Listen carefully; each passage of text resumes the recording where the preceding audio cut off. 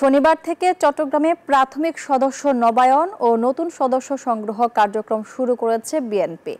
চট্টগ্রাম বিভাগের এই কার্যক্রমে কেন্দ্রীয় নেতারা বলেন, দলীয় কার্যক্রমকে ডিজিটালাইজড করতে আইটির উপর গুরুত্ব বাড়াতে হবে, পাশাপাশি অদৃশ্য শক্তি প্রতিরোধে সতর্ক থাকতে হবে। অনুষ্ঠানে প্রধান অতিথি ছিলেন বিএনপির স্থায়ী কমিটির সদস্য আমির খসরু মাহমুদ চৌধুরী।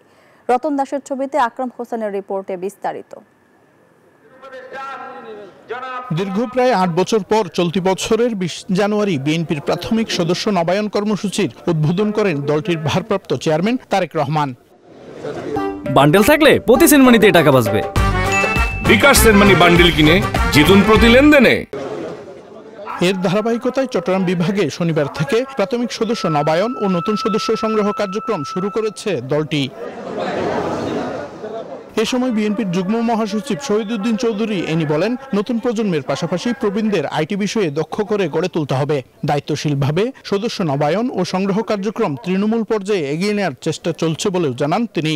আপনারা হলেন অভিজ্ঞতা সম্পন্ন, আর প্রজন্ম হলো আইটি সম্পর্কে অত্যন্ত জ্ঞান রাখে। এই কর্মসূচিটাকে একদম তৃণমূল পর্যন্ত এগিয়ে নিয়ে যাওয়ার চেষ্টা করছে। বিএনপির স্থায়ী কমিটির সদস্য আমির খসরু মাহমুদ চৌধুরী বলেন, দলের ভিত শক্ত করতে নতুন সদস্য সংগ্রহে সর্বাত্মক কাজ করতে হবে। বাংলাদেশের বৃহত্তম অংশ যাতে বিএনপির সদস্য, এটা মাথায় রাখতে হবে। এবং এই মেম্বারশিপ খোলা মেলাবাদের দিনের আলোতে করতে হবে, অন্ধকারে না। ফেসিবাদের দোসর কেউ সদস্য হতে পারবে না বলে হুঁশিয়ারি উচ্চারণ করেন নেতারা। আকরাম হোসাইন, নিউজ 24, চট্টগ্রাম।